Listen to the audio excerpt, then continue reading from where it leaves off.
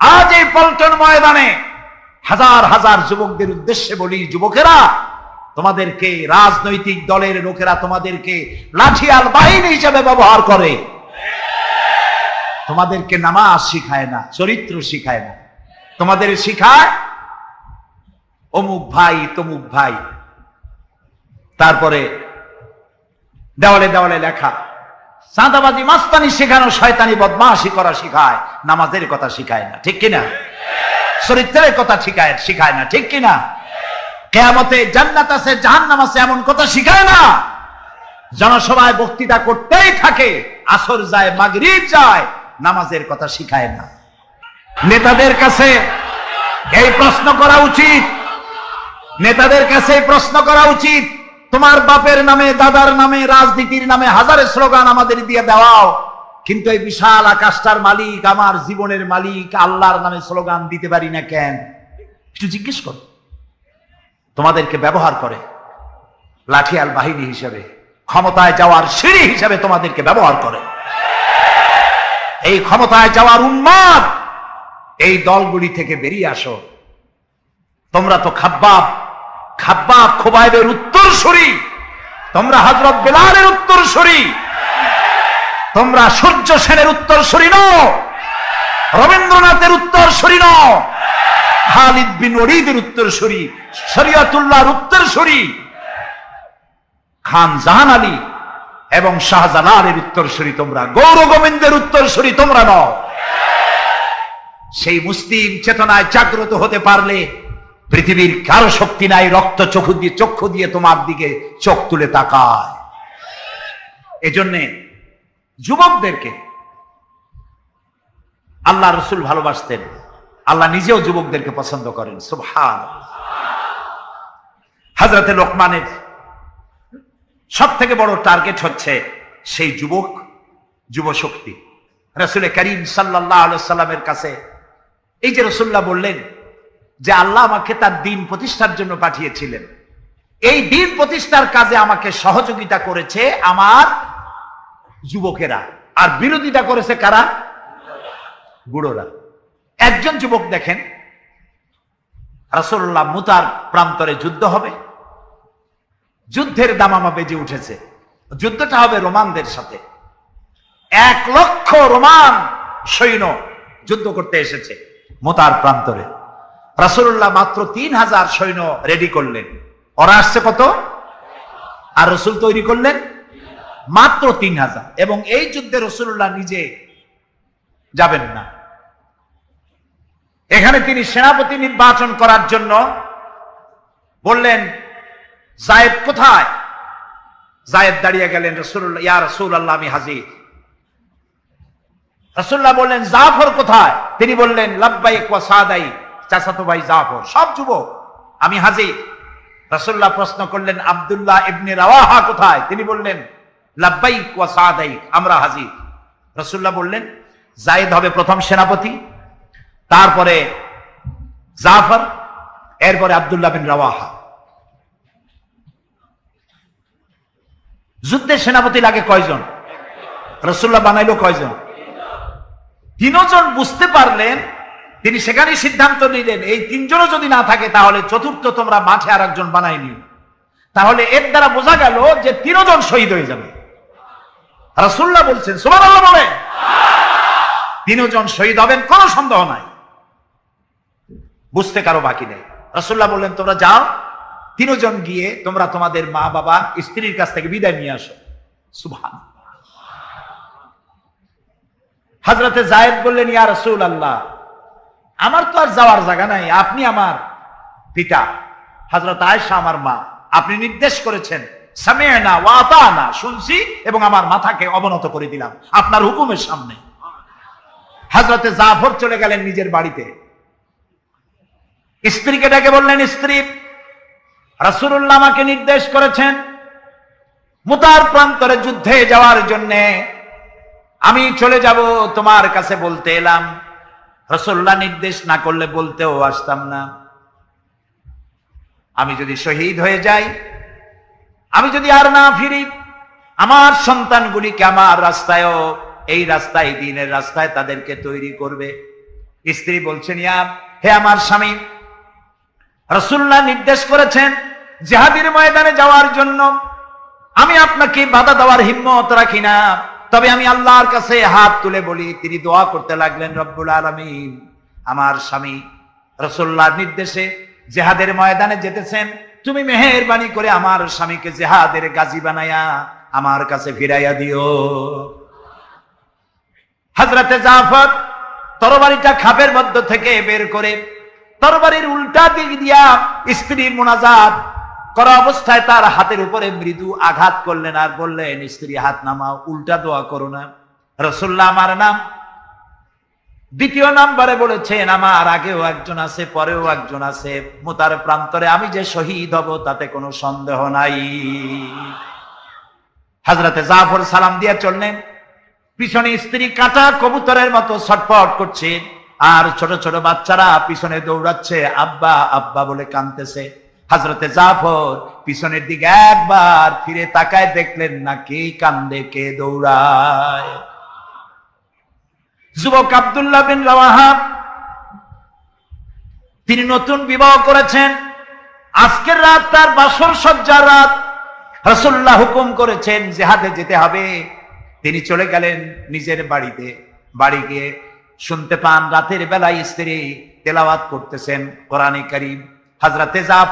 হযরতে আব্দুল্লাহ বলছেন, স্ত্রী একটু কোরআন পড়া বন্ধ করো, আমার কথা শোনো। আল্লাহর নবী আমাকে জিহাদের জন্য যাওয়ার জন্য আমাকে নির্দেশ করেছেন, আমি জিহাদে চলে যাচ্ছি। তোমার সঙ্গে বিবাহ হয়েছিল, আমি তোমার কোনো হক আদায় করতে পারি নাই, এজন্য আমারে তুমি মাফ করে দিও। স্ত্রী বলল, প্রাণের স্বামী, আমি শুনেছি এই মদিনায় আপনি সুপুরুষ, এক সুদর্শন যুবক, প্রাণ ভরে একবার দেখতেও পারি নাই। আপনি একবার আমার রুমের ভিতরে আসেন, আপনার চেহারাটা আমি একটু দেখে নেই। স্বামী বললেন, আমি তোমার রুমে ঢুকবো না, আমি তোমার রুমের ভিতরে যাব না, আমি এখনই যুদ্ধে রওনা করব। স্ত্রী বলছেন, প্রাণের স্বামী, রুমের ভিতরে প্রবেশ করলে পরে আমি কোনো প্রেম নিবেদন করব না, শুধু একবার চেহারাটা ভালো করে দেখে রাখতে চাই, কারণ কিয়ামতের ময়দানে আমি যেন আপনাকে স্বামী বলে চিনে নিতে পারি। হযরত আব্দুল্লাহ বলছেন, প্রিয়তমা স্ত্রী শোনো, যদি তোমার এই ধারণাই হয়, এই নিয়ত যদি থাকে, আর আমার শাহাদাতের পরে যদি তুমি সবর করতে পারো, আমাকে আর দেখার দরকার নাই। আল্লাহ যদি আমার শাহাদাত মঞ্জুর করেন, তাহলে কিয়ামতের দিন জান্নাতের ভেতরে তোমাকে আমাকে স্বামী স্ত্রী হিসাবে আল্লাহই পরিচয় করাইয়া দিবে। হযরত আব্দুল্লাহ চলে গেলেন জিহাদের ময়দানে। যুদ্ধ শুরু হয়ে গেল। 3000 সৈন্য রাসূলুল্লাহর পাঠানো সাহাবীদের প্রচন্ড আক্রমণে রোমান সৈন্যরা পালায়ে কুল পাচ্ছে না। হযরতে যায়েদ শহীদ হলেন। হযরতে জাফর, তার ডান হাত কাটা গেল, তার বাম হাত কাটা গেল, এবার ঝুলন্ত, হাত কাটা, পা কাটা, এই অবস্থায় তিনি পড়ে আছেন। হযরতে আব্দুল্লাহ বিন রাওয়াহা, তিনি ছুটে গেলেন তরবারি ধরার জন্য, তিনি ছুটে গেলেন ইসলামের পতাকা ধারণ করার জন্য। কাছে গিয়ে দেখেন কে যেন পতাকা উঁচু করে রেখেছে। কাছে গিয়ে দেখেন হযরতে জাফর হাত কাটা দুদিকে পড়ে আছে, পা কাটা দুদিকে পড়ে আছে, শূন্য মাথাটা তার। হযরতে জাফরের শূন্য মাথা ইসলামের পতাকা ধরে কামড়ে ধরে উঁচু করে রেখে দিয়েছে। হযরতে জাফর শাহাদাতের সময় বলেছিলেন, ও আমার রাসূলের সাহাবীরা, আল্লাহ রাসূলকে আমার বিদায় সালাম আরজ করে দিও। আমি এখন আমার নাকের ভিতরে জান্নাতের সুঘ্রাণ পেতেছি, আমার মনে হয় এখনই আমার শাহাদাত নসিব হয়ে যাবে। হযরতে আব্দুল্লাহ হযরতে জাফরকে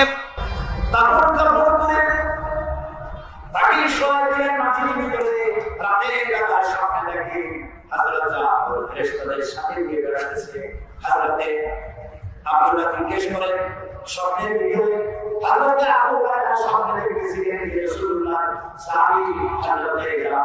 ফেরেশতাদের সাথে ঘুরে বেড়াচ্ছে। তিনি প্রশ্ন করলেন, ও জাফর, তোমার শাহাদাতের পরে আল্লাহ তোমার সাথে কি ব্যবহার করেছেন? হযরতে জাফর বলেন, আল্লাহ তাআলা আমাকে জান্নাতের নাজ ও নিয়ামত দিয়ে আমাকে জিজ্ঞাসা করেছেন, তুমি আর কি চাও? আমি বলেছি, রব্বুল আলামিন কিচ্ছু চাই না, জমিনে আর একবার পাঠাও, তোমার দ্বীনকে প্রতিষ্ঠার জন্য, তোমার দ্বীনের রাস্তায় আর একবার জীবন দিয়ে আসি। যুবকদের জন্য আল্লাহ তাআলা যুবকদেরকে ভালোবাসেন, আল্লাহর নবী যুবকদেরকে ভালোবাসেন, সেই যুবকদেরকে টার্গেট করেছেন হযরতে লোকমান। তাই আল্লাহ তাআলা লোকমানের নসিহতকে পছন্দ করে কোরআনের মধ্যে জায়গা করে দিয়েছে। এই নসিহত থেকে আমাদেরকেও শিক্ষা নিতে হবে। কোরআনে কারীমে আল্লাহ তাআলা বলছেন, ওয়া আনদির আশিরাতাকাল আকরাবিন, তোমার নিকটবর্তী যারা তাদেরকে তুমি, তোমার সন্তান সন্ততি তাদেরকে সতর্ক করো, জাহান্নামের আগুন থেকে তাদেরকে রক্ষা করো, আল্লাহর দিকে আহ্বান করো। আল্লাহ রাব্বুল আলামিন বলেন, ইয়া আইয়ুহাল্লাযীনা আমানু কু আনফুসাকুম ওয়া আহলিকুম নারা, হে বিশ্বাসীরা যারা ঈমান এনেছো শোনো, কু আনফুসাকুম, তুমি নিজেকে জাহান্নামের আগুন থেকে বাঁচাও, ওয়া আহলিকুম নারা, আর তোমাদের আহাল পরিবার পরিবর্গ সন্তান সন্ততিদেরকেও জাহান্নামের আগুন থেকে তাদেরকে বাঁচাও। আমরা কি সেই চেষ্টা করতেছি? এবার কিন্তু জবাব দিতে পারিনি, আমরা করতে পারতেছি না। আমাদের চোখের সামনে আমাদের সন্তানগুলি নষ্ট হয়ে যাচ্ছে, চুরি ডাকাতি সন্ত্রাস চাঁদাবাজ মাস্তান হয়ে যাচ্ছে, বেনামাজি হয়ে যাচ্ছে। আমরা খোঁজ খবর রাখতে পারছি না, আমাদের যুবকদেরকে আমরা কন্ট্রোল করতে পারছি না। এই জন্য আল্লাহ তাআলা বলেছেন, তোমার সন্তানদেরকে জাহান্নামের আগুন থেকে বাঁচাও। আচ্ছা, আপনার কলিজার টুকরা সন্তান রাস্তা দিয়ে বাপ বেটা দুজনে যাচ্ছেন, আপনি দেখতে পাচ্ছেন ম্যানহোলের ঢাকনা খোলা, ছেলেটা উপরের দিকে তাকায় হাঁটতেছে, নতুন ঢাকায় আসছে তো এদিক ওদিক দেখতেছে, ম্যানহোলের কাছে চলে গেল, আপনি দেখতে পাচ্ছেন ছেলেটা ম্যানহোলের মধ্যে পড়ে যাবে। এই দৃশ্য যদি দেখেন আপনি কি করবেন? তাকায় তাকায় দেখবেন। ম্যানহোল না, যদি দেখেন আগুনে পড়তেছে, পানিতে পড়তেছে, নিজের জীবন বিপন্ন করে আপনি তাকে বুকের সাথে আঁকড়ে ধরবেন, ঠিক কিনা বলেন? তো আপনার চোখের সামনে আপনার ছেলে নামাজ পড়ে না, আমার ছেলে নামাজ পড়ে না, ধরেন ছেলে নামাজ পড়ছে না, রোজা রাখছে না, চরিত্র নাই, ঈমান নাই, নষ্ট হয়ে যাচ্ছে, অথচ জাহান্নাম থেকে ফিরাবার জন্য আমরা চেষ্টা পাচ্ছি না। আল্লাহ তাআলা আমাদেরকে সতর্ক করে দিচ্ছেন, নিজে জাহান্নামের আগুন থেকে বাঁচো আর সন্তানদেরকে জাহান্নামের আগুন থেকে বাঁচাও। তোমার জীবনের কোনো একটি আমল তা যদি সরিষার দানা পরিমাণ হয়, হযরত লোকমান যখন এসেছিলেন তখন পৃথিবীটা বিজ্ঞানের যুগ ছিল না, নবী করিম সাল্লাল্লাহু আলাইহি ওয়াসাল্লাম বিজ্ঞানের যুগে আসেন নাই, কিন্তু তারপরে আর কোন নবী আসবেন না বলে আল্লাহ তাআলা সরিষার দানার কথা ব্যবহার করেন নাই, জাররা শব্দ ব্যবহার করেছেন। জাররা হচ্ছে পরমাণু, অণু, পরমাণু পরিমাণ। ফামাইয়া আমাল মিসকালা জাররাতিন শাররাইয়ারা ওমাইয়া আমাল মিসকালা জাররাতিন শাররাই, প্রথমটা খায়রাইয়ারা। তো এখানে আল্লাহ তাআলা জাররা শব্দ ব্যবহার করেছেন, যেহেতু এখন বিজ্ঞানের যুগ, আর আল্লাহ তাআলার কাছে সবটাই, সমস্ত কাল হলো বর্তমান কাল, অতীত ভবিষ্যৎ বলে কোনো কাল নাই। এই জন্য নূহ আলাইহিস সালামের যুগটা ছিল বৈজ্ঞানিক যুগ, ছিল না হযরতে লোকমানের সময়। তাই আল্লাহ তাআলা সে সময় সরিষা পাওয়া যেত, সরিষার কথা বলেছেন। এখন তো অণু পরমাণু দিয়ে অ্যাটম বোমা তৈরি করা হয়, বিভিন্ন মারণাস্ত্র তৈরি হয়, সামান্য অণু সেটাকে ভেঙ্গে চুরে আরো পরমাণু, আরো ছোট্ট ক্ষুদ্রাতি ক্ষুদ্র জিনিস দিয়ে ধ্বংস করে দেওয়া যায় এলাকা থেকে এলাকা। সেই জন্য আল্লাহ তাআলা জাররা শব্দ ব্যবহার করেছেন, এখানে সরিষার দানার কথা ব্যবহার করছেন। আল্লাহ তাআলা বলেন, হযরত লোকমান বলছেন, আমার প্রিয় সন্তান, যদি তোমার কোন সরিষা পরিমাণ আমলও যদি পাথরের ভিতরে কোথাও লুকিয়ে থাকে, মহাশূন্যে যদি হারিয়ে যায়, মরুভূমির ভিতরে যদি হারিয়ে যায়, আকাশ এবং পৃথিবীতে কোথাও যদি তা লুকিয়ে থাকে, অবশ্যই আল্লাহ রাব্বুল আলামিন কিয়ামতের দিন তা উপস্থিত করবেন। কত বড় কথা! সরিষার দানা পরিমাণ আমল যদি আল্লাহ কিয়ামতে উঠান, জিনা, ব্যভিচার, মদ, জুয়া, এই সমস্ত বড় বড় পাপ আল্লাহ দেখাইতে পারবেন না? সন্তানকে কিভাবে নসিহত করতে হয়, সন্তানকে গুলশানে 4টা বাড়ি রেখে যাওয়া, ব্যাংকে হাজার হাজার কোটি টাকা ব্যাংক ব্যালেন্স রেখে যাওয়া সন্তানের জন্য কল্যাণকর নয়। রাসূলুল্লাহ বলেছেন, মাতা পিতার পক্ষ থেকে সন্তানকে ইলম শিক্ষা দেওয়া, আদব শিক্ষা দেওয়ার চাইতে উত্তম উপহার মা বাপের পক্ষ থেকে সন্তানের জন্য দেওয়ার আর কিছুই নাই। হযরতে আলী রাদিয়াল্লাহু তাআলা আনহু বলছেন, লাইসাল ইয়াতীমুল্লাযী কাদ মাতা ওয়ালিদুহু বালিল ইয়াতীমু ইয়াতীমুল ইলমি ওয়াল আদাবি। যার বাপ মা মারা গেছে, যার পিতা মারা গেল, সেই প্রকৃত এতিম নয়। প্রকৃত এতিম হচ্ছে যার কাছে কোরআন হাদিসের জ্ঞান নাই আর আদব নাই। যে সন্তানকে যদি পিতামাতা আদব শিখাতে না পারে, ইলম দিতে না পারে, তাহলে পিতা বেঁচে থাকতেই সেই সন্তান সে এতিম বানায় গেল, সে কিছুই শিখলো না। এই জন্যে হযরত লোকমান তার সন্তানকে শিখালেন, দেখো সরিষা পরিমাণ আমলও যদি করো তাও পলায় থাকতে পারবে না। সুতরাং তুমি তোমার আমল সম্পর্কে সতর্ক হও। আল্লাহ তোমার সমস্ত আমলগুলি দেখতে পাচ্ছেন। আল্লাহ দেখতে পাচ্ছেন না সব? আল্লাহ রাব্বুল আলামিন বলেন, ওয়ায়ালামু মা ফিল বাররি ওয়াল বাহরি ওয়া মা তাসকুতু মিন ওয়ারাকাতিন ইল্লা ইয়ালামুহা। এই পৃথিবীতে যদি কোনো একটি সমুদ্রের মধ্যে কি হয়, স্থলভাবে কি হয়, আল্লাহ রাব্বুল আলামিন বলেন আমি জানি।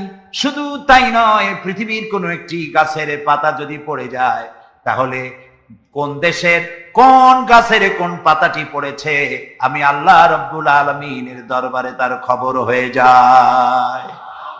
এই কথা যদি পিতা মাতা সন্তানদেরকে কাছে নিয়ে যদি বলে, বাবা জেনা, ব্যভিচার, মদ, জুয়া, শয়তানি, চাঁদাবাজি, মাস্তানি এগুলি করবা না, এগুলি একদিন মরা লাগবে, আল্লাহর কাছে হিসাব দিতে হবে।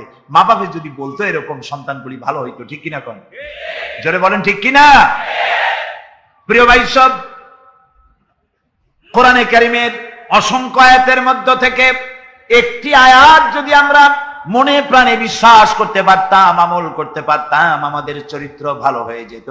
আল্লাহ রাব্বুল আলামিন বলেন, মা ইয়াকুনু মিন নাজওয়া সালাসাতিন ইল্লা হুয়া রাবিউহুম ওয়ালা খামসাতিন ইল্লা হুয়া সাদিসুহুম। আল্লাহ তাআলা বলেন, শোনো, যেখানে তোমরা তিনজনে মিলে পরামর্শ করো, তিনজনে মিলে যেখানে পরামর্শ করো, মনে করো ওখানে তোমরা তিনজন নও, চতুর্থ আর এক সত্তা সেখানে আছে, নাম কি তার? বলেন, ওয়ালা খামসাতিন ইল্লা হুয়া সাদিসুহুম। যেখানে পাঁচজন তোমরা পরামর্শ করো, সেখানে ষষ্ঠ আর এক সত্তা আছে, তার নাম কি? আল্লাহ। ওয়ালা আদনা মিন যালিকা ওয়ালা আকসারা ইল্লা হুয়া মাহুম আইনামা কানু। এর থেকে সংখ্যায় যদি কম হও, এর থেকে সংখ্যায় যদি বেশি হও, তুমি যেখানে আমি আল্লাহ সেখানে। সুবহানাল্লাহ। প্রিয় ভাই সব, এই যত বোমাবাজি হয়, গ্রেনেড বাজি হয়, কোনো না কোনো জায়গায় পরামর্শ হয় না? হয় না? পরামর্শ হয়। শেখ বেলাল উদ্দিন খুলনার দৈনিক সংগ্রামের প্রতিনিধি ছিলেন। আজকের পত্রিকায় দেখতে পেলাম তাকে হত্যা করার জন্য পরামর্শ হয়েছিল এবং সেখানে খুনিকে 1.5 লক্ষ টাকা পুরস্কার দিয়ে 20,000 টাকা অগ্রিম করা হয়েছিল। এরকম একজন ভালো সাংবাদিককে হত্যা করার জন্য পরামর্শ করা হলো। বেলালের নাম যখন মনে আসলো, দোয়া করি আল্লাহ তাআলা বেলালকে, হযরতে বেলাল রাদিয়াল্লাহু তাআলা আনহুর সঙ্গী করে জান্নাতের মধ্যে জায়গা করে দিও। যেখানে বসে এই পরামর্শটা করা হলো, কিবরিয়া একজন অর্থনীতিবিদ, দেশের একজন গুণী ব্যক্তি, তাকে হত্যা করার জন্য যেখানে পরামর্শ হয়েছিল, 21শে অগস্ট গ্রেনেড হামলা করার জন্য যেখানে পরামর্শ করা হয়েছিল, সেখানে 3 জন হোক 5 জন হোক, যারাই পরামর্শ করেছিল, তাদের যদি জানা থাকতো যে আল্লাহ রাব্বুল আলামিন এই অনুষ্ঠানে তিনি দেখতে পাচ্ছেন এবং শুনতে পাচ্ছেন। ঠিকই যুবকদের বলি, তরুণদের বলি, তরুণী আজকে আমাদের টার্গেট। তরুণরা আসো ইসলামের দিকে। তোমাদেরকে যারা লাঠিয়াল বাহিনী হিসাবে ব্যবহার করে, এদের মুখে তুদু নিক্ষেপ করে বেরিয়ে আসো, রাসূলের কাতারে শামিল হয়ে যাও। যে পথে যাচ্ছ জাহান্নামের পথ, আমরা ডাকি তোমাদেরকে জান্নাতের দিকে। সুবহানাল্লাহ। প্রিয় ভাই সব, আমি আপনাদের খেদমতে আরজ করব, হযরতে লোকমানের এই তৃতীয় নসিহতের শেষ অংশটি করেই আমরা আপনাদের সামনে যে কথা বলতে চাই তা হলো, হযরতে লোকমান বলছেন, ওয়া'মুর বিল মারুফি ওয়ানহা আনিল মুনকার। ভালো কাজের আদেশ দাও, অন্যায় কাজ থেকে মানুষকে বিরত রাখো। সুবহানাল্লাহ বলেন। সবাই বলেন সুবহানাল্লাহ। ভালো কাজের আদেশ দাও, ভালো কাজের আদেশ দেওয়া। আজকে হলো মুহররম মাস, আজকে কি? আর মাত্র একদিন পরে আশুরা হবে। হযরত ইমাম হোসাইন এবং তার সাথী সঙ্গী শাহাদায়ে কারবালার জন্য আমরা দোয়া করব।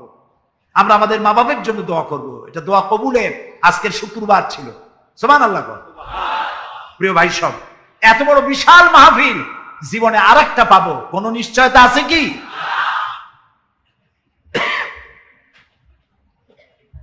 3 নম্বর নসিহতের শেষ অংশ হচ্ছে, হে প্রিয় বৎস, ভালো কাজের আদেশ করবা আর অন্যায় কাজের বিরোধিতা করবা। ভালো কাজের আদেশ আমরা এখন ভুলে গেছি, করি না। অন্যায় কাজ থেকেও মানুষকে ফিরায় রাখি না। অন্যায় চোখের সামনে হয়, তা আমরা প্রতিবাদ করি না। এই প্রতিবাদী কণ্ঠ হতে হবে আমাদের। রাসূলুল্লাহ বলেছেন, মান রা মিনকুম মুনকারান ফালিয়ুগাইয়িরহু বিয়াদি ফাইন লাম ইস্তাতি ফাবিলিসানি ফাইন লাম ইস্তাতি ফাবিকলবি ওয়া যালিকা আযআফুল ঈমান। আমাদের কার কতটা ঈমান আছে তা পরিমাপ করার একটা থার্মোমিটার আছে। আপনারা জানেন, জ্বর মাপে যে যন্ত্র দিয়া, সেটাকে কি বলা হয়? থার্মোমিটার। দুধ মাপে, অর্থাৎ দুধের মধ্যে পানি না পিওর দুধ, তা মাপার জন্য একটা যন্ত্র আছে না, ওইটারে কি বলে? ল্যাক্টোমিটার। এরপরে আবহাওয়া পরিমাপ করার জন্য, বৃষ্টি হবে কি হবে না ইত্যাদি পরিমাপের জন্য একটা যন্ত্র আছে, সেটার নাম কি? ব্যারোমিটার। প্রত্যেকটা জিনিস মাপার এরকম যন্ত্র আছে। ঈমান মাপারও একটা হাদিস আছে। সুবহানাল্লাহ। ঈমানটা ফার্স্ট ক্লাস, সেকেন্ড ক্লাস আর থার্ড ক্লাস, এটা মাপার একটা হাদিস আছে। সেই হাদিসটা আমি পড়ে ফেলেছি আগেই। রাসূলুল্লাহ বলছেন, তোমাদের মধ্যে যদি কেউ শরীয়ত বিরোধী কাজ কেউ দেখতে পাও, 2 হাতে বাধা দাও। কি দিয়ে বাধা দাও? বলেন জোরে।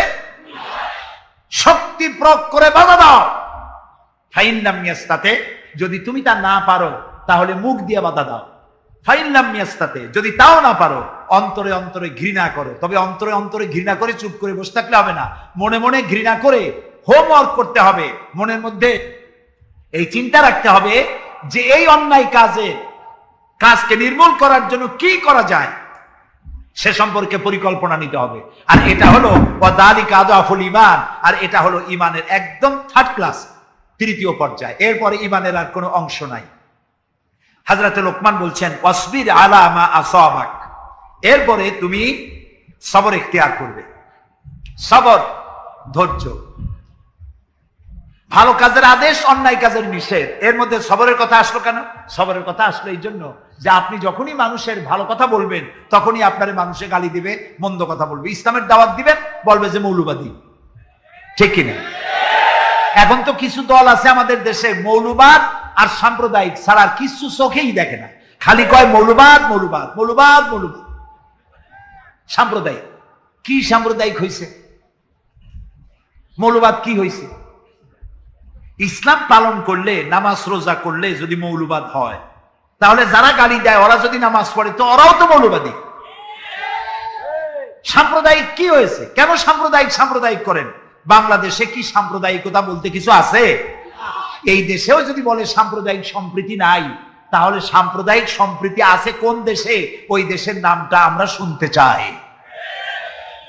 বাংলাদেশ পৃথিবীর অন্যতম শ্রেষ্ঠ সাম্প্রদায়িক সম্প্রীতির একটি উজ্জ্বল দৃষ্টান্ত বহন করে চলছে এই বাংলাদেশ। আমরা 1947 সনে একবার স্বাধীন হয়েছি। আবার কিয়ামতের দিন কোন বুড়ো মানুষ বেহেশতে যাবে না, সব যুবকরা যাবে। বেহেশতে যাবে কারা? বুড়োরা বোধহয় ভয় পেয়ে গেছেন। রাসূল পাক সাল্লাল্লাহু আলাইহি ওয়াসাল্লাম বলেছেন, আমার কথা না, হুজুর বলেছেন কোন বুড়ো মানুষ বেহেশতে যাবে না, কোন কালো মানুষ বেহেশতে যাবে না। এখন রাসূল যদি বলেন, তার কথাই তো আইন। হুজুর বলেন কালো মানুষ বেহেশতে যাবে না, একটা কালো মানুষ কান দিয়ে তো পড়েই গেছে। হুজুর বলেন কেঁদো না, তুমি যখন বেহেশতে যাবে চাঁদের মতো সুন্দর চেহারা নিয়ে বেহেশতে যাবে। বুড়ার কান্না দেখে হুজুর বলছেন কেঁদো না, তুমি যখন বেহেশতে যাবে আল্লাহ তোমার যুবক বানায় পাঠাই দেবে, যেহেতু বেহেশত হচ্ছে যুবকদের জন্য। সুবহানাল্লাহ। অত নাজ নিয়ামত, অত আনন্দ, বুড়া মানুষে তো খাইয়ে খুইয়ে বেহেশত নষ্ট করে ভালো লাগে। এই জন্য যৌবন দরকার, স্বাস্থ্য দরকার বেহেশত উপভোগ করার জন্য। সেই জন্য বেহেশতে যাবে কারা? তরুণেরা যাবে। কারা যাবে? তরুণ তরুণী দিয়ে আল্লাহ পাক বেহেশত ভরে ফেলবেন। সুবহানাল্লাহ। আমার তরুণেরা, যুবকেরা শোনো, রাসূলুল্লাহ তোমাদের কত সম্মান দিয়েছেন। কে সম্মান দিয়েছেন? রাসূলুল্লাহ। রাসূলুল্লাহ এক জায়গায় বক্তৃতা করতেছিলেন। বক্তৃতা করছে। এমন সময় দেখা গেল একজন তরুণ সাহাবী, নাম তার জারির রাদিয়াল্লাহু তাআলা আনহু। চাঁদের মতো চেহারা তার ছিল, খুব সুন্দর চেহারা ছিল তার। হযরত জারির বসতে না পেরে জায়গা পায় না, দাঁড়ায় আছে। রাসূল নিজের গায়ের চাদরটা খুলে জারিরের দিকে নিক্ষেপ করলেন, বললেন, জারির দাঁড়িয়ে আছো, আমার চাদরের উপরে বসো। সুবহানাল্লাহ। হযরত জারির রাসূলুল্লাহর চাদর নিয়ে চুমা খাইতে লাগলেন আর বললেন, আকরামাকাল্লাহ কামা আকরামতানি ইয়া রাসূলুল্লাহ। হে রাসূল, আল্লাহ আপনার সম্মান আরো আরো অনেক বাড়িয়ে দিক, যেমন আপনি আমাকে মর্যাদা দিলেন। হে রাসূল, আপনার চাদরে পৃথিবীর কোন মানুষ বসতে পারে? আমার তরুণ ভাইরা, আমার যুবক ভাইরা, তোমাদেরকে রাসূল মহব্বত করতেন, ভালোবাসতেন সবচেয়ে বেশি। তোমরা আজ বাতিলের শিকার। কার শিকার? বাতিলের শিকার। তোমাদেরকে কি দেওয়া হয়? যে সব রাজনৈতিক দলের যুবক যারা তোমরা এখানে আছো, জিজ্ঞেস করি তোমাদের নেতারা তোমাদেরকে কি দেয়? দেয় অস্ত্র, দেয় টাকা, দেয় নারী ভোগ করার জন্য পয়সা, তোমাদের চরিত্র ধ্বংস করার জন্য সব রকমের হাতিয়ার তুলে দেয়। তোমাদের হাতে শোভা পায় কলম, হাতে শোভা পায় খাতা, হাতে শোভা পায় বই। বই খাতা কলমের পরিবর্তে তোমাদের নেতারা তোমাদের হাতে তুলে দেয় স্টেন গান, তুলে দেয় হেরোইন, তুলে দেয় টাকা। এরা তোমাদের নেতা নয়, এরা তোমাদের জীবনের দুশমন। জোরে বলেন কি?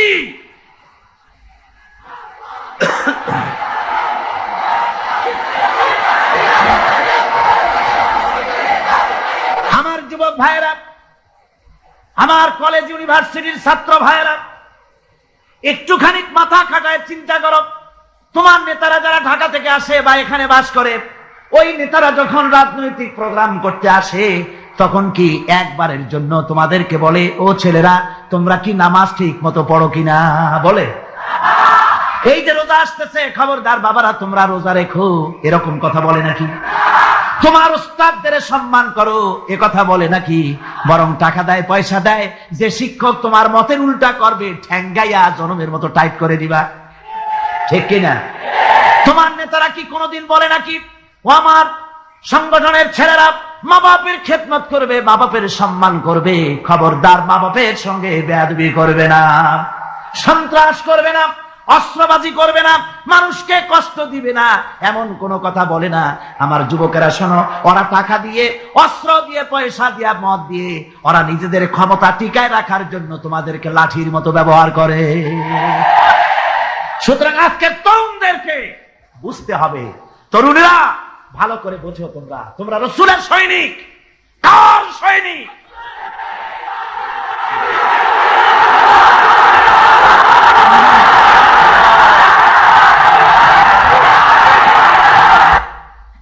তরুণেরা, যুবকেরা, তোমাদের এগিয়ে আসতে হবে। নির্যাতিত মানবতার পাশে তোমাদেরকে দাঁড়াতে হবে। আজ শ্রমিকরা তাদের ন্যায্য পাওনা পাচ্ছে না, কৃষক তাদের উৎপাদনের মূল্য পাচ্ছে না, নারী তার সতীত্বের গ্যারান্টি পাচ্ছে না। মানুষেরা আজ নির্যাতিত, নিপীড়িত। সারা পৃথিবীতে Bosnia, Algeria, Somalia, Palestine, Kashmir, Burma, Philippines, Bharat, পৃথিবীর সর্বত্র নির্যাতিত মুসলমানদেরকে বাঁচাবার জন্য আমার খালিদ বিন ওলীদের উত্তরসূরিরা, সালাউদ্দিন আইয়ুবী, জামালউদ্দিন আফগানি, হযরত আলীর উত্তরসূরি, আজকের মাহফিলের যুবক আর তরুণরা, তোমরা কি রক্ত দিতে পারবে?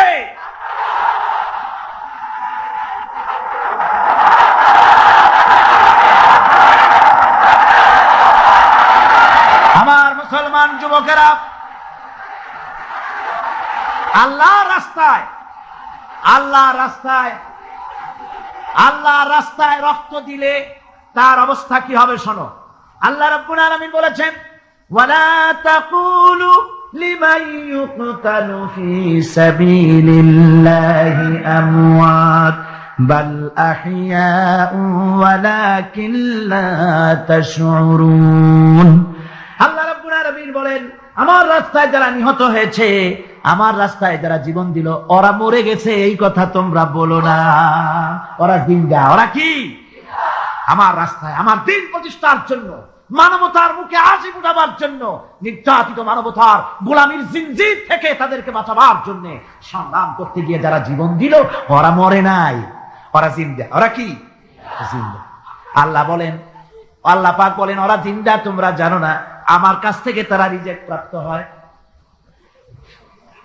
যারা শহীদ হয় শাহাদাতের কথা শুনে যাদের ভয় লাগে, অস্ত্রের খোঁচা খায়া, গুলি খায়া, বায়োনেট খায়া, ড্যাগারের গুতা খায়া মরা জানি কত যন্ত্রণা। নবীজি বলতেছেন, আন আবি হুরায়রা রাদিয়াল্লাহু তাআলা আনহু আন্না রাসূলুল্লাহ সাল্লাল্লাহু আলাইহি ওয়াসাল্লাম মা ইয়াজিদু শাহীদু মিন মাসসিল কাতল কামা ইয়াজিদু আহাদুকুম মিন মাসসিল কারছা। তিরমিজি, নাসাই। আল্লাহ নবী বলেছেন, হযরত আবু হুরায়রা হাদিসটি বর্ণনা করেছেন, নবীজি বলেছেন শাহাদাতের মওত হলো তোমাদের কেউ যদি আরেকজনকে একটা চিমটি কাটে, ওই চিমটি কাটায় যতটুকু যন্ত্রণা, শাহাদাতের মওতের এর চাইতে বেশি কিছু যন্ত্রণা নয়। শাহাদাতের মওতটা হচ্ছে একটা সেতু। এটা কি সেতু? এটা ব্রিজ। এপারে দুনিয়া, ওপারে আল্লাহ। সুবহানাল্লাহ ওয়া বিহামদি। মরার সাথে সাথে দিদার ইলাহি নসিব হয়ে যাবে। সুবহানাল্লাহ ওয়া বিহামদি। সাহাবায়ে কেরাম, আপনি চিন্তা করেন, তাদের মা, বাবা, বিবি, বাল বাচ্চা, সন্তান সবকিছুকে ফেলে রেখে আল্লাহর দ্বীনের জন্য রক্ত দিতে পেরেছেন। কি কারণে? জীবনকে তাদের কাছে তুচ্ছ মনে হয়েছে। এই জীবন জীবন নয়, ওই জীবনই তো সবচেয়ে সেরা জীবন, যে জীবনে আমার মাওলা আমার উপরে খুশি হয়ে যাবে, সুবহানাল্লাহ, আমার মাবুদ আমার উপরে খুশি হয়ে যাবে। ওইটা হচ্ছে সবচেয়ে নিয়ামতের মওত। এই জন্য হুজুর সাল্লাল্লাহু আলাইহি ওয়াসাল্লাম বলেছেন, কেউ যদি শাহাদাতের তামান্না করে দিল থেকে, সে যদি তার বিছানায়ও মরে, আল্লাহ পাক ওটাকে শাহাদাত হিসেবে ধরে নেবেন। হযরত ওমর রাদিয়াল্লাহু তাআলা আনহু দোয়া করতেন, আল্লাহুম্মা রযুকনি শাহাদাতান ফি সাবিলিক ওয়াজআল মাউতি ফি বালাদি রাসূলিক। আয় আল্লাহ, তুমি দয়া করে মেহেরবানি করে আমাকে শাহাদাতের পেয়ালা পান করাও। শাহাদাতের মওত সবচেয়ে নিয়ামতের মওত। কিয়ামতের দিন এই শহীদ তার আত্মীয় স্বজনের ব্যাপারে 70 জন লোকের ব্যাপারে আল্লাহর কাছে সুপারিশ করার মতো পাওয়ার লাভ করবে শহীদ। ভাইরা, এই শাহাদাত নসিব হওয়ার জন্য তামান্না আমাদের দিলের মধ্যে থাকা উচিত। আল্লাহর দ্বীন প্রতিষ্ঠার জন্য প্রয়োজনে আমরা জান দিব, মাল দিব। পারবো না? পারবো কিনা? আমার ভাইরা, আব্দুল উজ্জা মক্কা শরীফে বাড়ি, 20 বছরের যুবক, কলিজার মধ্যে সবসময় চায় এতিম মানুষ, বাপ মারা গেছে একেবারে ছোট অবস্থায়, খুব গরিব। চাচা তাকে বড় করেছে, চাচা তাকে ঘর দিয়েছে, বাড়ি দিয়েছে। বুখারীর হাদিস, বুখারী শরীফ এসেছে, বাড়ি, ঘর, জায়গা, জমি সব। আব্দুল উজ্জা বলছেন, তাহলে আর আমি সহ্য করতে পারলাম না চাচা, আপনার সামনেই আমি ঘোষণা করলাম, একদিন চাপা রেখেছি আর পারলাম। আমি ঘোষণা করে দিলাম, লা ইলাহা ইল্লাল্লাহু মুহাম্মাদুর রাসূলুল্লাহ। পরিণতি জানো? আব্দুল উজ্জা বলল, কি পরিণতি? চাচা বলতেছি, এই কলেমা পড়ার কারণে আমি তোমাকে যা দিয়েছিলাম, ঘোড়া দিয়েছি, উট দিয়েছি, বাড়ি দিয়েছি, সব আমি তোমার কাছ থেকে ছিনাইলাম, সব ফেরত দিতে হবে। তিনি বললেন, আমি রাজি আছি, আমি রাজি আছি। আপনি আমার সোনা দানা, ঘোড়া, উট আর ঘর বাড়ি যা দান করেছেন, এই দুনিয়াটার মালিকও যদি আমারে বানাই দিতেন, আমি এর বিনিময়ে কলেমা পড়া থেকে আর আমি নিজেকে থামায় রাখতে পারি না। বলে, আমার সব আমাকে ফেরত দাও। বলল, দিলাম, যা আপনি দিয়েছেন সব আপনাকে ফেরত দিলাম। চাচা বলছে, জায়গা জমি, টাকা পয়সা, সোনা দানা সব পেলাম, তোমার গায়ে যে জামা, তোমার পরনের যে লুঙ্গি, ওটা আমার টাকার খোলো। আব্দুল উজ্জা বললেন, আপত্তি নাই। জামা খুলে দিলেন, পরনের লুঙ্গিটাও খুলে দিলেন। 20 বছরের যুবক এই অবস্থায় চলে গেলেন মায়ের কাছে। মা আব্দুল উজ্জাকে এই অবস্থায় দেখে 2 চোখ চেপে ধরলেন, বললেন, বাবা, তোমার এই অবস্থা কেন? ছেলে বলছে, মা, ইমান আনার কারণে আমি সব হারায় ফেলেছি, আমার আর কিছুই নাই। ইমান আনার কারণে আমার এই অবস্থা হয়েছে। মা বলছে, বাবা, আমার কাছে কি চাও? ছেলে বলছে, মা, আমি চলে যেতে চাই মদিনায়, আল্লাহ নবী মুহাম্মদুর রাসূলুল্লাহ সাল্লাল্লাহু আলাইহি ওয়াসাল্লামের দরবারে চলে যেতে চাই, আমি একটু বস্ত্র চাই। মা একটা পুরানা কম্বল তার হাতে দিয়ে দিলেন। আব্দুল উজ্জা কম্বলটাকে ছিঁড়ে এক টুকরা কোন রকম হাঁটুর উপরে জড়ায় নিলেন, আর এক টুকরা গায়ে দিয়ে নিলেন। আব্দুল উজ্জা আবার বহু কষ্ট করে মরুভূমি পাড়ি দিয়ে মদিনা মুনাওয়ারায় চলে গিয়ে বাবি জিবরিল থেকে ঢুকে আসহাবে সুফফার চবুতরার সামনে বসে আছেন, ছেঁড়া কম্বল পরা। এবার বিশ্ব নবী, দুনিয়া আখিরাতের বাদশা জনাবে মুহাম্মদ রাসূলুল্লাহ সাল্লাল্লাহু আলাইহি ওয়াসাল্লাম যখন মসজিদের নিজের ঘরের থেকে দরজা খুলে বেরিয়েছেন, দেখেন এক যুবক বসা, একটা আধাটা কম্বল পরা, হাঁটুর উপরে কোন রকম করে রানটা লজ্জাস্থানটা ঢাকার, গায়ে একটা ছেঁড়া কম্বল। তার এই অবস্থা দেখে হুজুর জিজ্ঞেস করেন, তুমি কে? যুবক বলছে, আমি আব্দুল উজ্জা। ইসলাম কবুল করার জন্য আমার সব ছিল, আমি কম ধনী ছিলাম না। আমার চাচা সব নিয়ে গেছে, সিনাই রেখেছে, আমার লুঙ্গিটাও দেয় নাই। ঘটনা সব তিনি খুলে খুলে বললেন। হুজুর বললেন, তোমার নাম আব্দুল উজ্জা নয়, তোমার নাম আব্দুল্লাহ। আব্দুল্লাহ জুলবাজাদাইন তার নাম। হযরত আব্দুল্লাহ জুলবাজাদাইন কি রাসূলুল্লাহ দিয়া দিলেন, আসহাবে সুফফাদের সাথে মিলাই দিলেন, এখানে থাকো, খাবার আসতে পরে খাবে।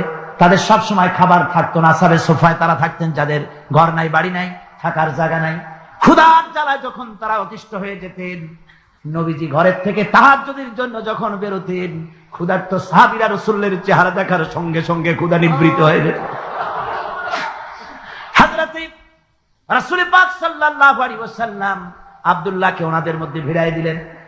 আব্দুল্লাহ এবার কোরআন শরীফ পড়ে। কোরআন শরীফ পড়তে গিয়া চিল্লায় চিল্লায় তিনি পড়েন, আস্তে আস্তে পড়েন না। সাহাবীরা বিরক্ত হয়ে রাসূলের কাছে নালিশ করলেন যে বড় চিল্লায় কোরআন পড়ে, আমাদের নামাজেও ডিস্টার্ব হয়। হুজুর বলেন, সাহাবীরা কেউ আব্দুল্লাহর ব্যাপারে কোনো কথা বলবে না, তারে চিল্লাইতে দাও, যেহেতু ঈমানের জন্য তারে বড় মূল্য দিতে হয়েছে। পরনের লুঙ্গিটা পর্যন্ত আনতে পারে নাই, যত খুশি চিৎকার করেছে আল্লাহর কালাম পড়ুক। তাবুকের যুদ্ধ, রাসূলুল্লাহ তাবুকের দিকে রওনা করেছেন, 30,000 সৈন্য নিয়ে রওনা করেছেন। ওই জিহাদে মানুষেরা প্রাণ ভরে রাসূলুল্লাহকে সাহায্য করেছেন। মেয়ে লোকেরা নাকের ফুল, কানের দুল, গলার হাল খুলে খুলে রাসূলের কদম মোবারকে দিয়ে দিয়েছে। ধনীরা টাকা পয়সা সব দিয়েছে। হযরত আবু বকর তো যা ছিল সব এনে দিয়েছে, কিছু ছিল না ঘরে। রাসূল রওনা করলেন। প্রতিমধ্যে হযরত আব্দুল্লাহ জুলবাজাদাইন আল্লাহ নবীর খেদমতে হাজির হয়ে বলেন, হুজুর সবাই তো সব দিল, আমার কিছুই নাই, কিছু দিতে পারলাম না। হুজুর আপনি আমার জন্য দোয়া করেন, আমি যেন এই তাবুকের ময়দানে কাফেরদের বিরুদ্ধে লড়াই করে যেন শহীদ হয়ে যেতে পারি। মাল দিতে পারি নাই, কিন্তু আল্লাহর জন্য যেন আমার জীবনটা দিয়ে দিতে পারি। ও চট্টগ্রামের যুবকেরা, তরুণেরা, তোমাদের মতো 20 বছরের তরুণ হযরত আব্দুল্লাহ জুলবাজাদাইন শাহাদাতের তামান্না করে রিসালাতে মাহবের কাছে দাঁড়িয়েছেন। হুজুর বললেন, একটা গাছের বাকল নিয়ে আসো। একজন একটা বাকল নিয়ে এলো। রাসূলুল্লাহ এই বাকলটা আব্দুল্লাহ জুলবাজাদাইনের হাতে লাগাই দিলেন। রাসূলুল্লাহ বললেন, আয় আল্লাহ, আমি আব্দুল্লাহর রক্ত কাফেরদের জন্য হারাম করে দিলাম। হযরত আব্দুল্লাহ বলছেন, ইয়া রাসূলুল্লাহ, আমি চাইছিলাম শহীদ হব, আর আপনি আমার রক্তটা হারাম করে দিবেন কাফেরদের জন্য। আল্লাহ নবী বলেন, আব্দুল্লাহ রে, কোনো চিন্তা করো না, তোমার মৃত্যু যদি জ্বরেও হয়, আল্লাহ রাব্বুল আলামিন তোমার শাহাদাতের দরজা দিয়ে দিবেন। তাবুকের প্রান্তরে চলে গেলেন। কয়েকদিন ওই তাবুকের ময়দানে থাকায় রাসূলের কাছে খবর এলো, আব্দুল্লাহ মারাত্মক জ্বরে আক্রান্ত হয়ে ইন্তেকাল করেছেন।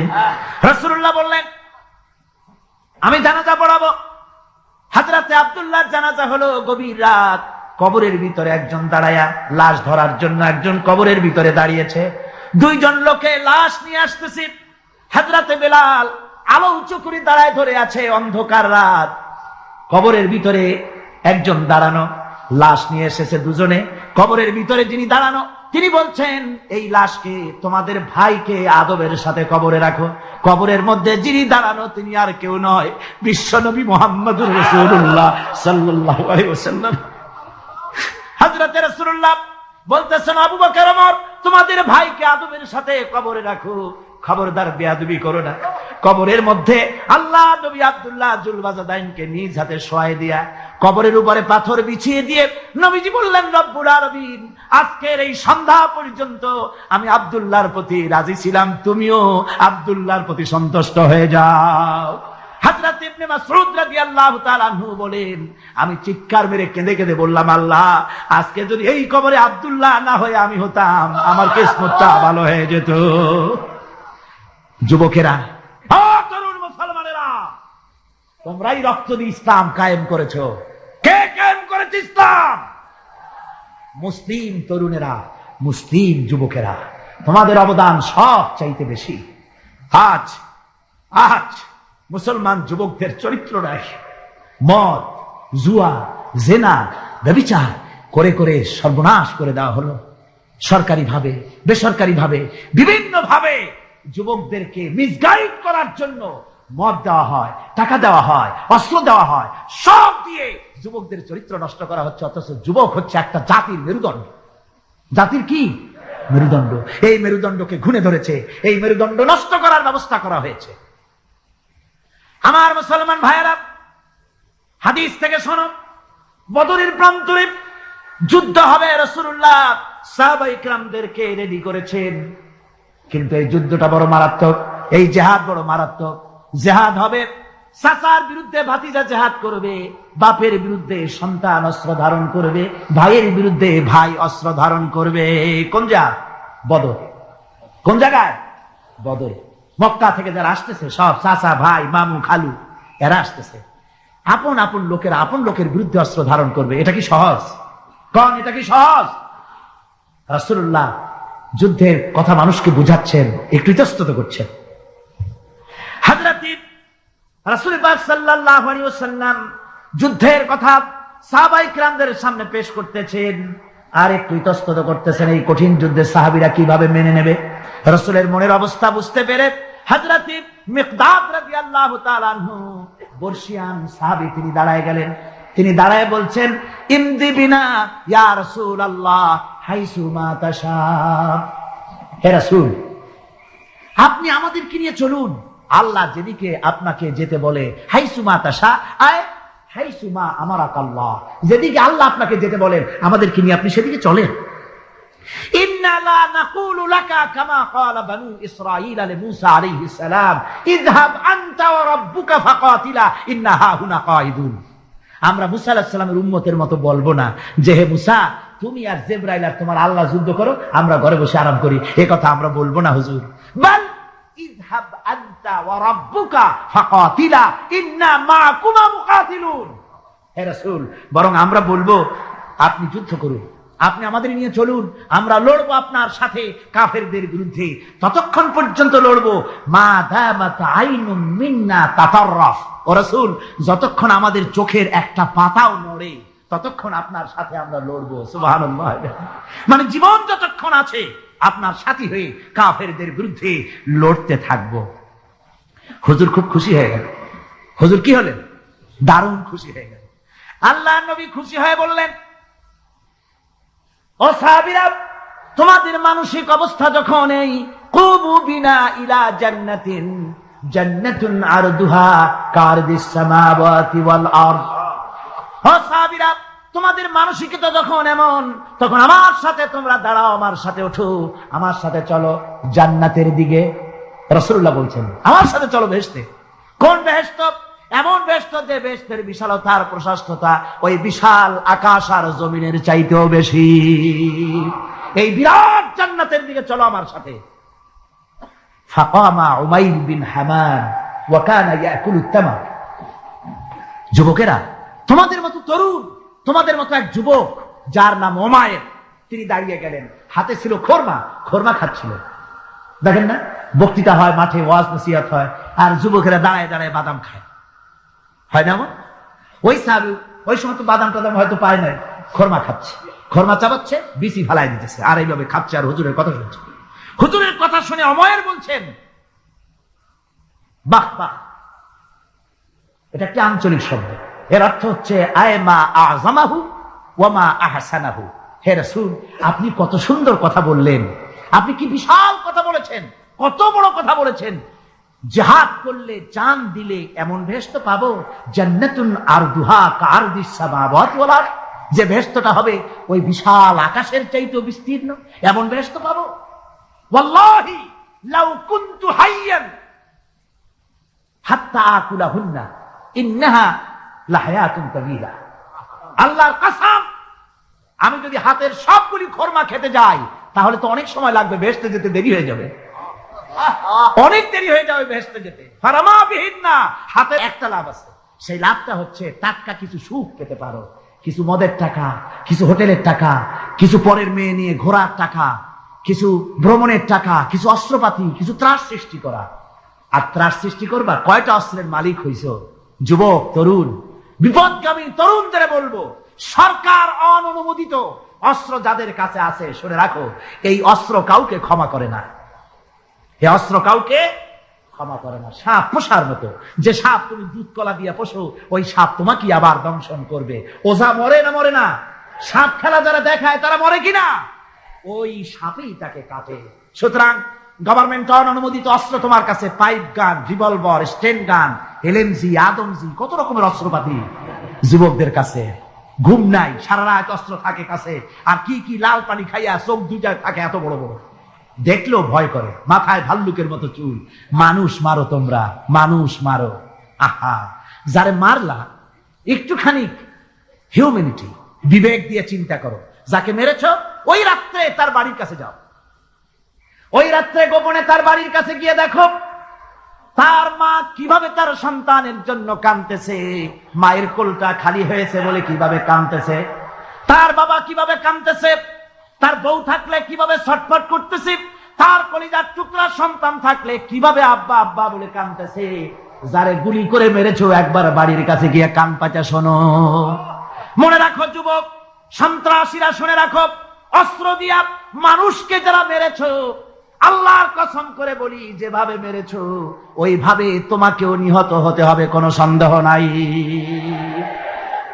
বাড়িতে গিয়ে ডায়েরিতে লিখে রাখো আমার কথা।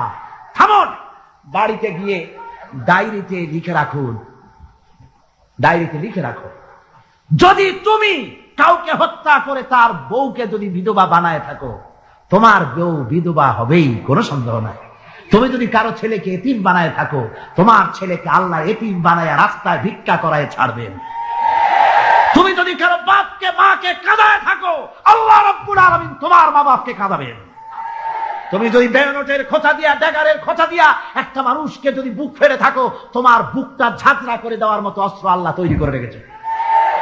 বিশ্বাস করো, বিশ্বাস করো। অননুমোদিত অস্ত্র থানায় জমা দিয়ে দাও, মসজিদে ঢোকো, নামাজ পড়ো, চরিত্রবান হয়ে যাও। তোমাদের প্রতি আমার উদাত্ত দাওয়াত, আমার বুক ভরা দরদ।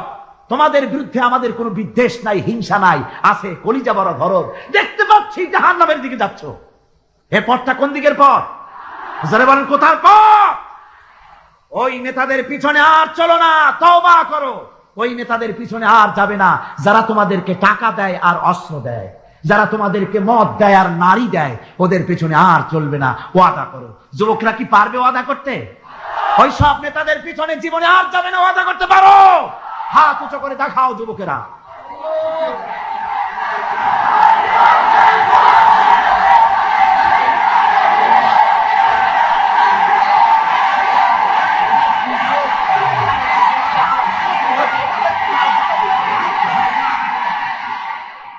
সুতরাং ইসলামকে জমিনে টিকিয়ে রাখার জন্য চাই সংগ্রাম।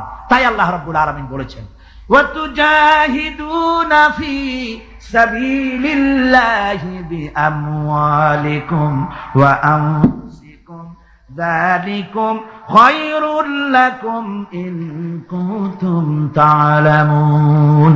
আল্লাহ পাক বলেন, আমার রাস্তায় জিহাদ করো, জান দাও, মাল দাও, জান দাও, জিহাদ করো, এটাই হলো উত্তম কাজ। যদি তোমরা ইসলাম বুঝে থাকো, এটাই তোমাদের জন্য কল্যাণকর। আগে বলেছেন মালের কথা, পরে জানের কথা। আগে কোনটা? মাল, পরে জান। যেহেতু আমরা জানের চাইতে মালের মহব্বত করি বসি, ঠিক কিনা? তো মালের মহব্বত করি বেশি, আমরা কথায় কথায় বলি, আরে ভাই দরকার যদি হয় জানটা দিয়ে দিব, আর জান যদি দিয়েই দেন তো মালটা তো থেকেই গেল। এই জন্য আল্লাহ বলেছেন মাল আগে দাও, তারপরে জান দাও। আমরা খুব চালাক, আমরা জান দিতে প্রস্তুত, মাল দিতে প্রস্তুত নয়। একবার একটা লোক যাচ্ছে রাস্তা দিয়ে, সাথে তার প্রিয় কুকুর।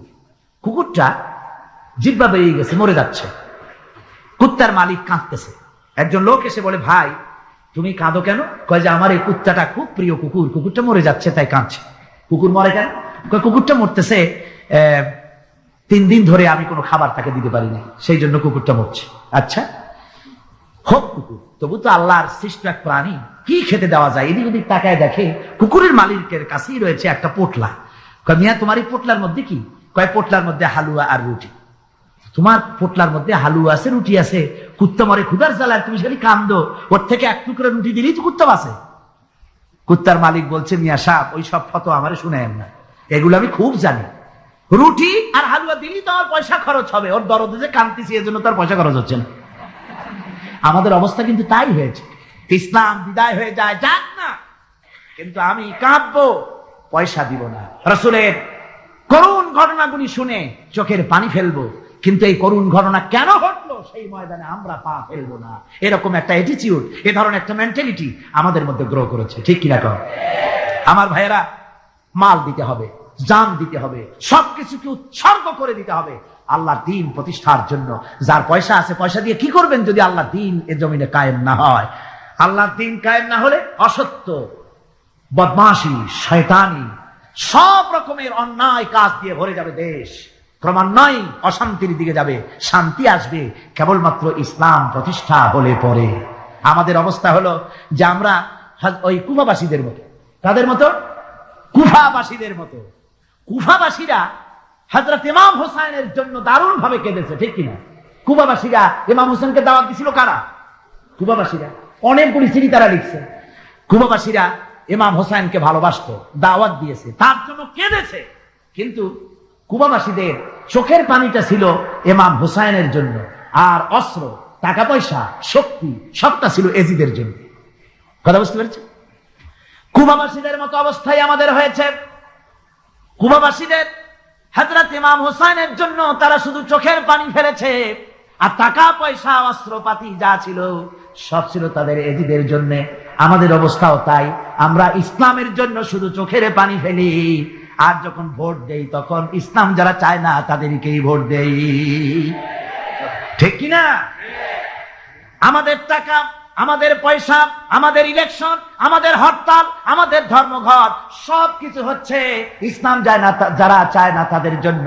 আর ইসলামের যখন কথা বলি, ইসলামের কথা শুনলে শুধু চোখের পানিটাই ছাড়ি, মহব্বত চোখের পানি দিয়া শেষ করে দিই, আর কিছুই করি না। আমি একবার এইখানে এই শহরে অনেক বছর আগে একটা জানাজায় শরীক হয়েছিলাম। কোন মাঠে আমার এখন তার মনে নেই। জানাজার পরে যিনি জানাজা পড়ালেন তিনি বললেন, ওই লাশকে সামনে রেখে বললেন, কেন আসিল? তখন আমি নতুন নতুন চিটাগাং আসছি, আমি ভাষা ভালো করে বুঝিও না। একজন বললো কেন আসিল, সবাই কইলো গম আসিল। তাই বললাম যে গম আসিল, এই মরা মানুষের সাথে গম, আমি আটা গম, সে তাই মনে করেছি যে এটার কি সম্পর্ক। আমি ইমাম সাহেবকে জিজ্ঞেস করলাম যে আপনি বললেন কি, আর জনগণই বা বললো? কয় যে আমি জিজ্ঞেস করলাম যে লোকটা কেমন ছিল, তো সবাই বললো ভালো ছিল। তাই বললো তো ফায়দা কি? ফায়দা এই যে সবাই বললো ভালো, আল্লাহ তারে মাফ করে দিয়া ভালো বলে বেহেশতে পাঠায় দিল। বলে আশ্চর্য কথা, আল্লাহ কি এইরকম নাকি যে একটা সুদখোর, ঘুষখোর, জেনাকার, এ লোক ভালো না খারাপ আমি তা বলতে চাই না, কিন্তু একটা লোক সে কন্ট্রাক্টর ছিল, কন্ট্রাক্টারি করতে গিয়ে রাস্তাঘাট, স্কুল কলেজে রড সিমেন্ট জনমের মতো খাইছে। কথা বুঝতে পেরেছে? সরকারি গিয়ে, ক্ষমতায় গিয়ে গভর্নমেন্টের টাকা পয়সা জনমের মতো শেষ করে ফেলেছে। এই লোকটি সুদখোর, ঘুষখোর, জেনাকার মরে গেছে, আর আসে আপনি কইলেন যে কেন আসিল, সকল লোক গম আসিল, আর আল্লাহ বেহেশতে দিয়ে দেবে। তাহলে আল্লাহ হাকামুল হাকিমিন হইলেন কি করে? এরটা কি বিচার হইল নাকি? কি করে সম্ভব?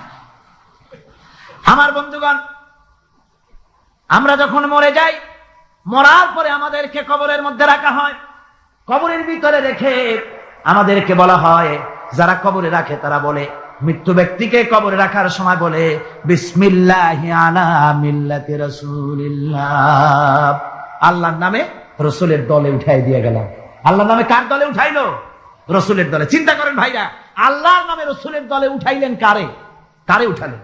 এই লোকটি তার যৌবনকালে যত মিছিল করেছে, ধর্ম নিরপেক্ষতাবাদের পক্ষে মিছিল করেছে, পুঁজিবাদের পক্ষে মিছিল করেছে, সমাজতন্ত্রের পক্ষে মিছিল করেছে, স্লোগান দিয়েছে, দেওয়ালে লিখেছে, বক্তৃতা করেছে, ভোট দিয়েছে, বই লিখেছে, জীবনে যা কিছু করেছে সব করেছে মানুষের তৈরি করা মতবাদের জন্য। তার ভোট ইসলামের কাজে লাগে নাই, তার ইলেকশন ইসলামের কাজে লাগে নাই, তার দেওয়ালের লেখা ইসলামের কাজে লাগে নাই, তার বক্তৃতা, তার টাকা পয়সা ইসলামের কাজে লাগলো না। মরে গেছে, পরে মরা মানুষ তারে উঠাইয়া বললা রাসূলুল্লাহর দলে উঠাইয়া দিলাম। এখন বলো রাসূলুল্লাহ কেন তোমার মতো মরা লাশটাকে তিনি গ্রহণ করতে যাবে? তোমার জীবনের কোন কাজই তো ইসলামের জন্য কাজে লাগলো না। তোমার জীবনের একটা দিনও তো ইসলামের কাজে লাগে নাই। মরছো, তারপরে তোমার মরা লাশ রাসূলুল্লাহ বহন করতে যাবেন কেন? কি দায় টাকা পড়েছে তা? সুতরাং আমি বলতে চাই, আজকের মাহফিলে যত জনতা উপস্থিত হয়েছেন, জান এবং মাল সবকিছু দিয়ে লড়াই করতে হবে আল্লাহর রাস্তায়। আমার ভোট, আমার ইলেকশন, আমার স্লোগান, আমার বক্তৃতা, আমার টাকা কড়ি খরচ সবকিছু হবে আল্লাহর জন্য। কুল ইন্না সালাতি ওয়া নুসুকি ওয়া মাহইয়ায়া ওয়া মামাতি লিল্লাহি রাব্বিল আলামিন। সবাই পড়েন, ইন্না সালাতি ওয়া নুসুকি ওয়া মাহইয়ায়া ওয়া মামাতি লিল্লাহি রাব্বিল আলামিন। আল্লাহ পাক বলেছেন, বলো আমার নামাজ, আমার হায়াত, আমার কুরবানি, আমার মত সব আল্লাহর জন্য। কার জন্য? আল্লাহর জন্য। সুতরাং জিহাদ হলো আমাদের জন্য অপরিহার্য। সেই কথাটি এতক্ষণ ধরে বুঝালাম। বিশ্ব মানবতার মুক্তি, নারীর মুক্তি, শ্রমিকদের মুক্তি, মানুষের মুক্তি, গরিবের মুক্তি, শ্রমিকের মুক্তি, বিশ্ব মানবতা, নির্যাতিত মানবতার মুক্তি আসতে পারে কেবলমাত্র জিহাদের মাধ্যমে। আল্লাহর দ্বীন প্রতিষ্ঠা করে মানুষের মুখে হাসি ফুটানো যেতে পারবে। আর কোন পথ আছে? আর কোন পথ আছে? আর কোন পথ নাই। আল্লাহ যেন এই রাস্তায়, এই জিহাদের রাস্তায়, দ্বীন প্রতিষ্ঠার রাস্তায় আমাদেরকে সক্রিয়ভাবে অংশগ্রহণের তৌফিক দেন। সবাই বলুন আমিন। সবাই বলুন আমিন। আল্লাহুম্মা আমিন। রব্বানা যালামনা আনফুসানা ওয়া ইন লাম তাগফির লানা ওয়া তারহামনা লানাকুনান্না মিনাল খাসিরিন। ربنا ظلمنا أنفسنا وإن لم تغفر لنا وترحمنا لنكونن من الخاسرين। ربنا العالمين तमाम পৃথিবীর মাটির নিচে হযরতে আদম থেকে নিয়ে পর্যন্ত সমস্ত নবী, সমস্ত সাহাবী, সমস্ত নবীদের স্ত্রীগণ, আয় আল্লাহ তোমার এই দ্বীনকে প্রতিষ্ঠা করার জন্য যারা শাহাদাত বরণ করলেন, যত মুমিন মুমিনাত সকলের আরোহের উপরে সওয়াব পৌঁছায় দাও রব্বুল আলামিন। আমরা যারা হাত তুলেছি এর মধ্য থেকে মা বাপ যাদের দুনিয়া থেকে জরুবের মতো বিদায়